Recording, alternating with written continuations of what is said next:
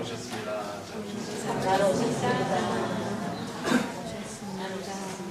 미국 플러 신학교 메가마틴 카카넨이라고 하는 교수는 희망의 상실이 오늘날 보편적 질병이 되었다라고 그렇게 이야기했습니다.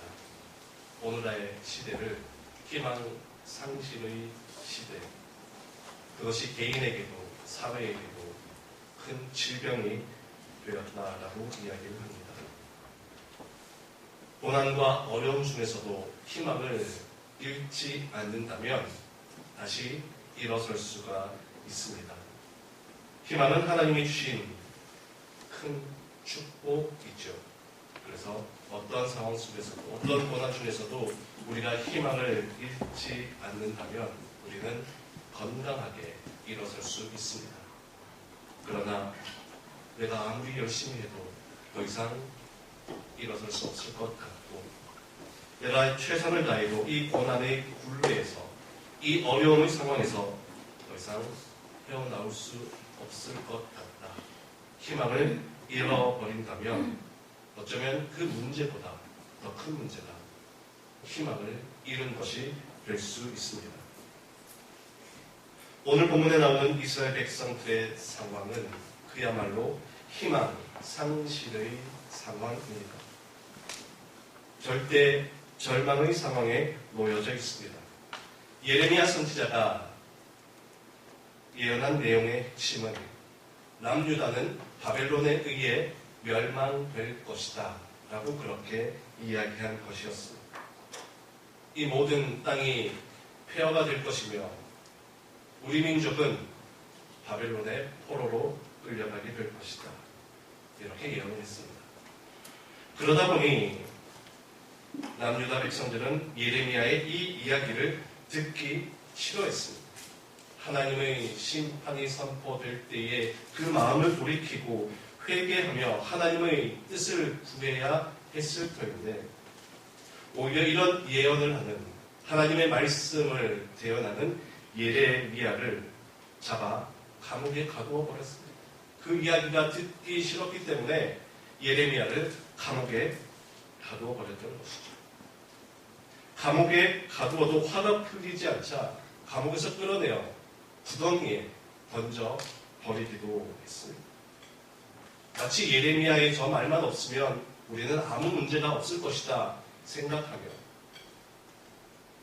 예레미야를 감옥에 가두고 구덩이에 던져 버렸습니다. 그러나 예레미야는 하나님이 그에게 주신 사명을 끝까지 이어갑니다. 이스라엘 백성들이 하나님의 그 말씀을 듣든지 아니 듣든지, 좋아하든지 싫어하든지 하나님께서는 분명 그 뜻을 이루실 것이었기에 예레미야는 하나님의 말씀을 가감없이 전합니다. 그러나 예레미야가 전한 것은 심판과 멸망의 메시지가 전부가 아니었습니다. 바벨론에 의해 멸망될 것을 이야기하면서 동시에 하나님께서 정하신 70년의 시간이 지나면 다시 돌아올 것이다 라고 그렇게 회복에 대한 말씀으로 함께 전했습니다. 여호와께서 이와 같이 말씀하시니라.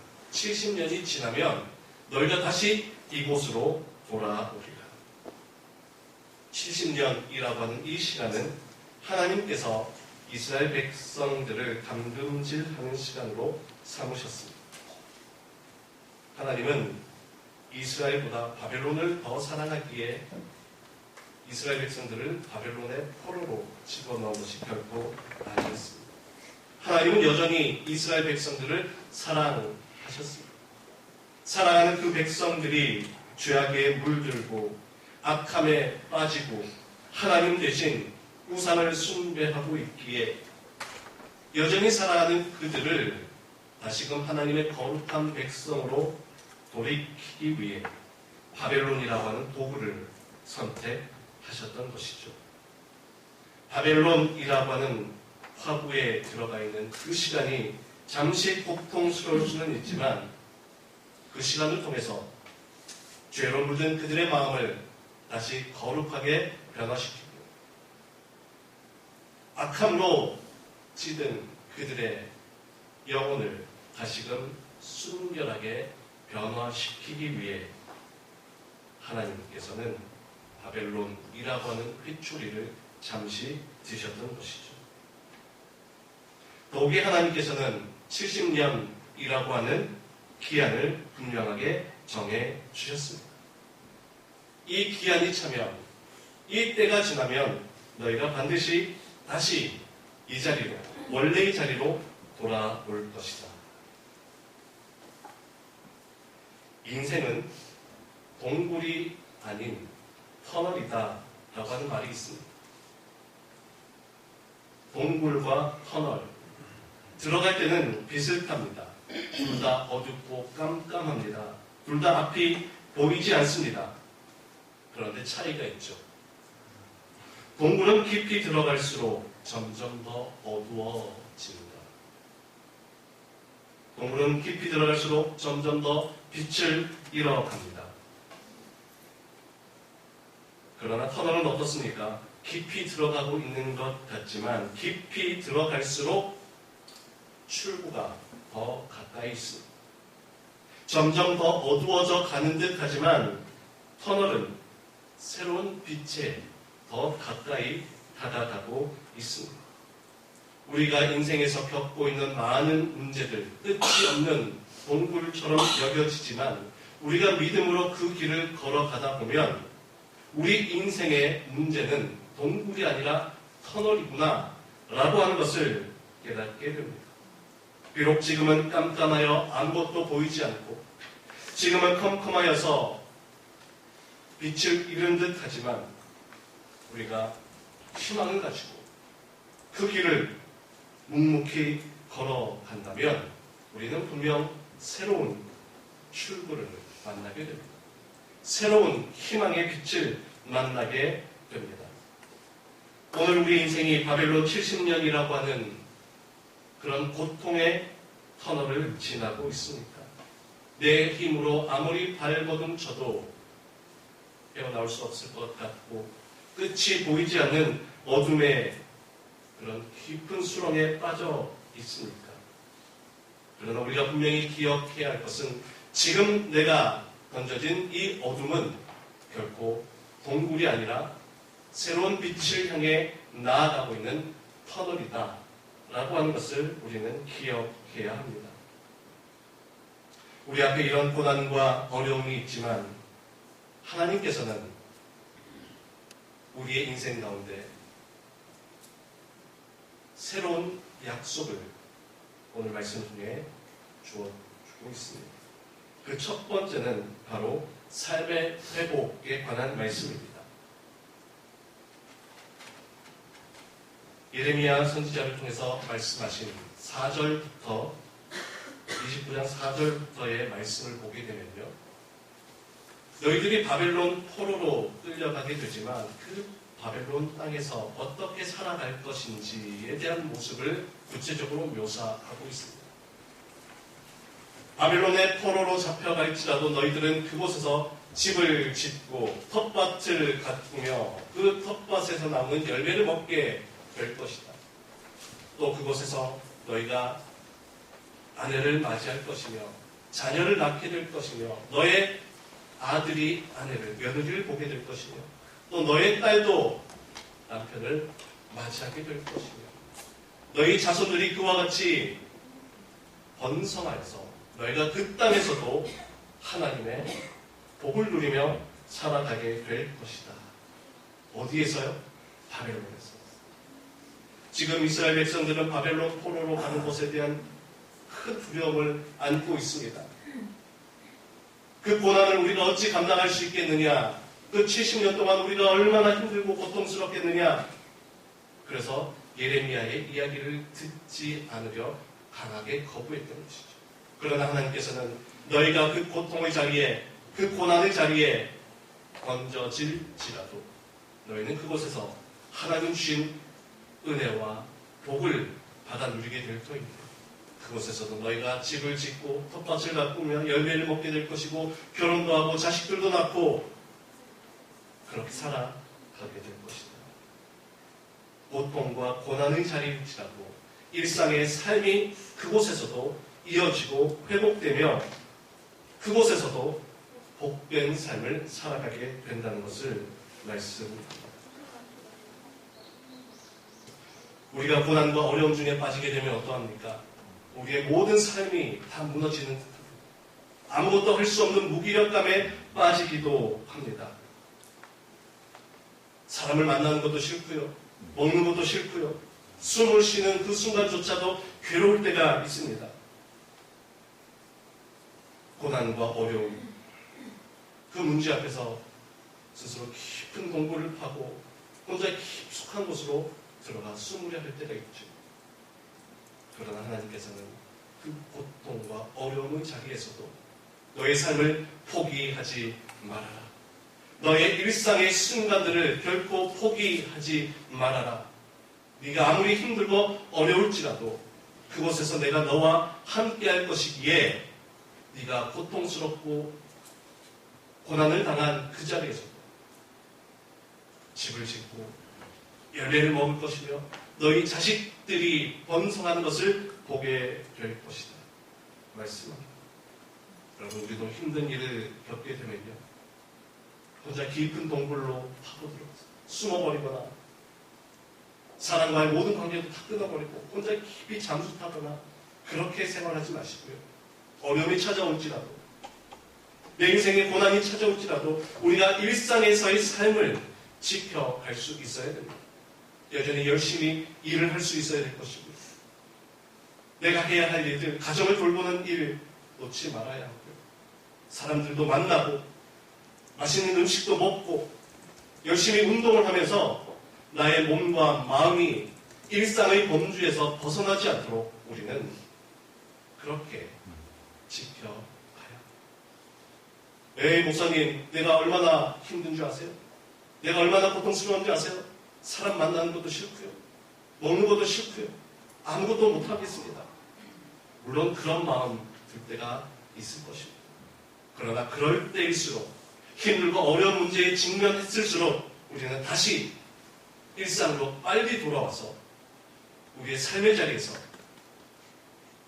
우리의 일을 하고 우리의 손길을 통해서 가정을 섬기고 교회를 섬기며 하나님께서 주시는 그 고난의 자리에서도 하나님께서 부어주시는 그 은혜를 맛보게 될 때에 우리는 고난보다 더 큰 하나님의 은혜, 그 고난 중에서도 우리를 회복하시는 하나님의 능력을 경험하게 될 것입니다.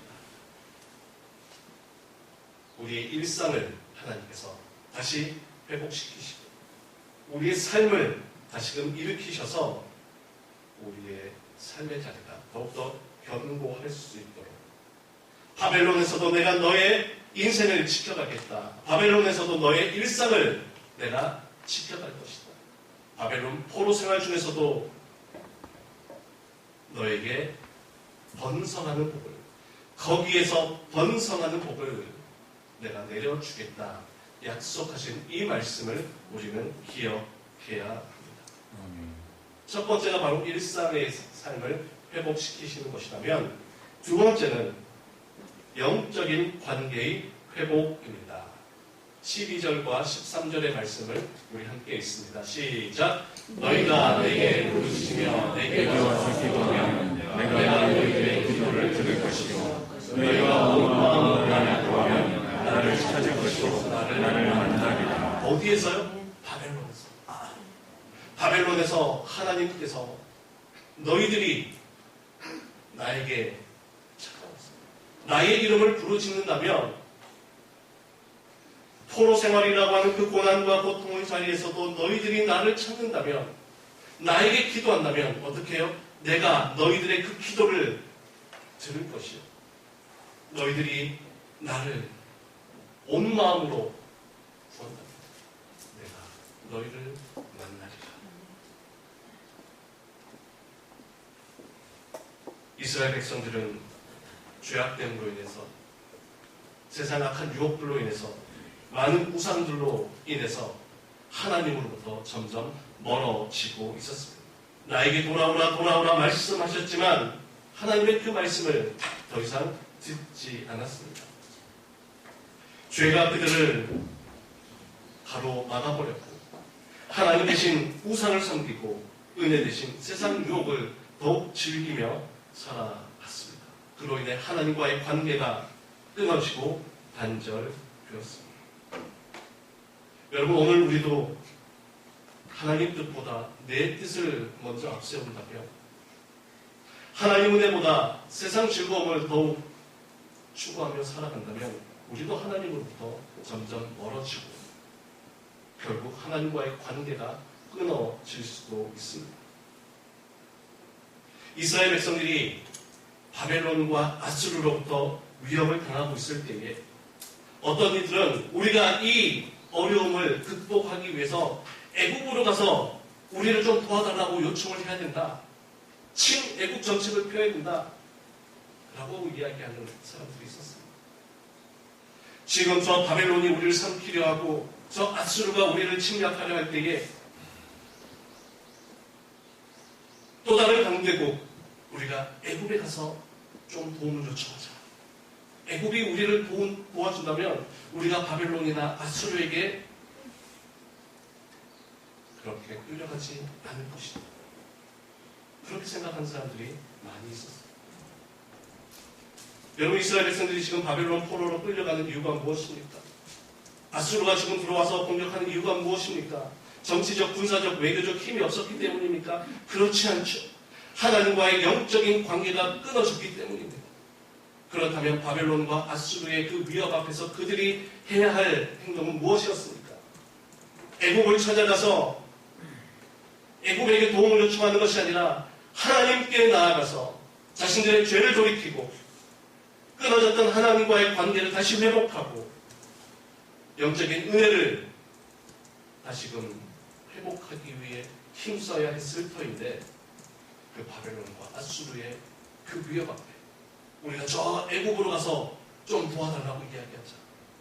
그러니 이사야 선지자는 도움을 구하러 애국으로 가는 사람들은 화가 있을 것이다. 왜요? 하나님의 심판 앞에 그들이 무엇을 잘못했는지를 아직도 깨닫지 못하고 있기 때문에 애국으로 찾아가는 자들이 있었던 것이죠.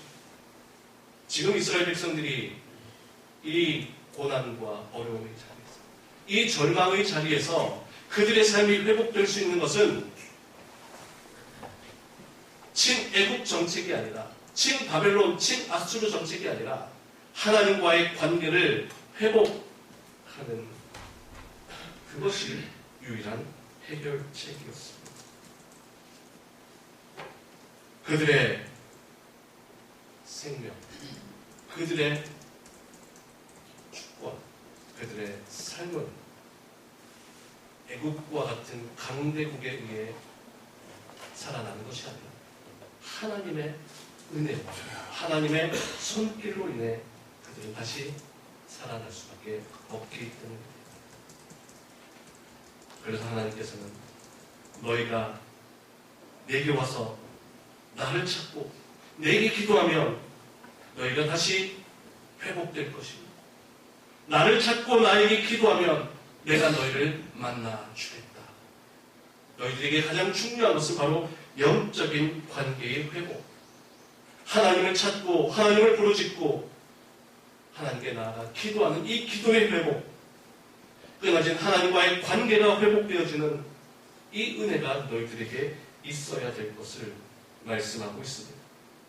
이것이 회복된다면, 이런 영적인 관계가 회복된다면 아무리 힘들고 어려울지라도 그것은 더 이상 절망이 아니고 그것은 진정한 희망이 되는 것을 이야기합니다.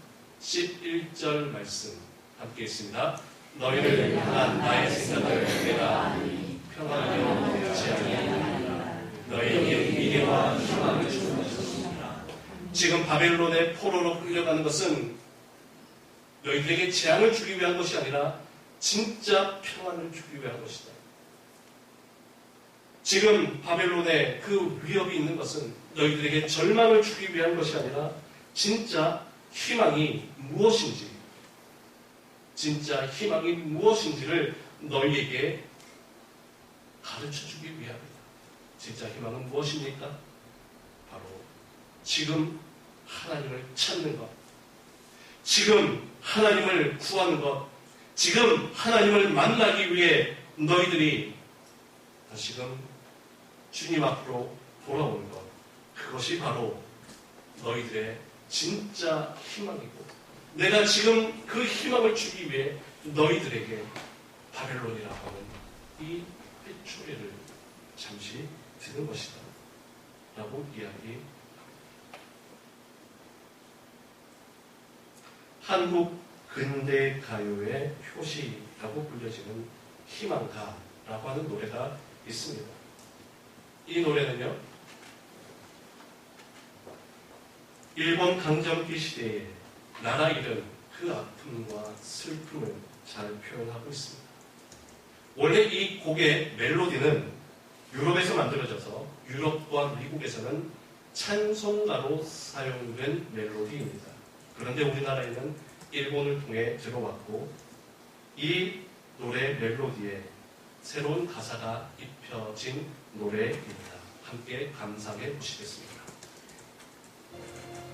이 궁진 세상을 만났으니 너의 희망이 무엇이냐.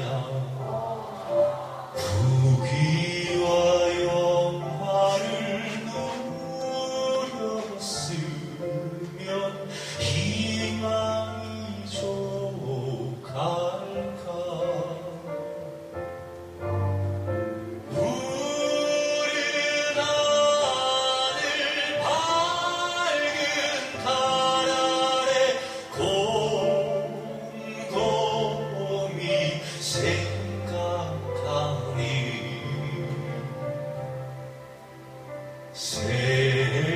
세상만 살아 주몽 중에 또다시 꿈 같더라.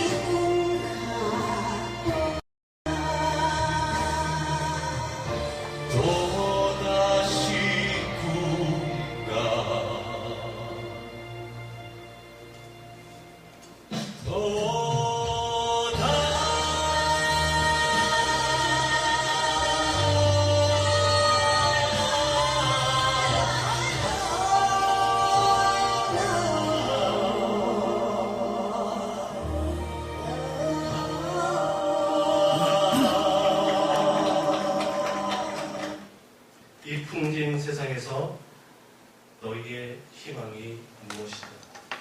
부귀 영화를 누렸으면 그것이 너희의 희망이 될 수 있겠느냐? 푸른 하늘 아래 곰곰이 생각해보니 세상 만사가 춘몽 중에 꿈 같도다. 이 세상 속에서 부귀 영화를 누렸으면 그것이 너희에게 희망이 될 수 있겠느냐? 주색 잡기에 빠져본들. 그래서 이 노래를 탄자 잡탄다 라고 불려지기도 합니다. 세상에서 주색 잡기를 즐긴다 한들 그것이 너희에게 희망이 될 수 있겠느냐? 나라 잃은 그 고통과 절망의 자리에서, 그리고 세상 이것저것 다 경험한다 한들, 세상에서 부귀영화를 누리고 주색 잡기를 즐긴다 한들 그것이 우리에게 희망이 될 수 있겠느냐? 이 땅의 아픔과 슬픔, 또 이 땅에 있는 모든 것을 누린다 할지라도 우리가 진정한 희망을 어디에서 찾겠느냐? 1919년 3월 1일 3.1운동의 실패로 돌아가고 일본의 침략과 약탈은 점점 더 커져갔습니다. 그러한 두려움과 절망 속에서 이 노래를 만들었는데, 이 노래 가사를 쓴 사람은 경남 김해에서 태어났습니다. 앞서 말씀드렸던 것처럼 이 멜로디는 유럽과 미국에서 찬송가로 쓰여진 곡인데 우리나라에 들어와서 새로운 한 사람이 이 노래에 가사를 붙였습니다. 그는 15살 때 부모님을 따라 교회에 나가기 시작했고요. 훗날 그는 목사가 되었습니다. 그리고 독립운동가로서, 교육자로서 활동했습니다. 그가 처음 가르쳤던 학교는 김해 혁성학교였고요. 그 다음 가르쳤던 학교가 어디였을까요? 바로 이 창신학교입니다. 우리 호주성교기념관에 가보면 창신학교를 빛낸 위대한 인물들의 사진이 걸려 있는데요. 이분이 바로 이 사진에도 있습니다. 그분은 바로 임학찬 선생님이십니다. 우리 학교의 선생님이셨고 이 지역에서 3.1 운동에 앞장섰던 분이 앞에서 보셨던 그 희망과 가사를 쓰셨던 분입니다. 더 이상 이 땅에 희망이 보이지 않지만 나라를 잃은 그 상황에서 부귀영화도 아무런 소용이 없고 세상 그 무엇을 바라본다 할지라도 우리에게는 희망이 될 수 없는 겁니다. 일제강점기 시대였기 때문에 노래 가사에 직접적으로 복음을 담아낼 수는 없었습니다. 노래 가사에 예수 그리스도를 붙일 수는 없었습니다. 그렇지만 이 가사에는 분명한 복음이 담겨져 있습니다. 이 풍진 세상 속에서, 이 거칠고 이 힘든 세상 속에서, 이 절망의 자리에서 무엇이 우리의 희망이 될 수 있겠느냐? 지금도 우리에게 질문을 하고 있습니다. 오늘 우리의 삶도 절망과 아픔, 고난의 연속이죠. 우리의 형편, 우리의 상황 어디 돌아보아도 희망은 보이지 않는 듯합니다. 그런데 이 가사가 다시 한번 우리에게 질문합니다. 이 풍진 세상에 너의 희망이 무엇이냐? 우리가 어떻게 대답해야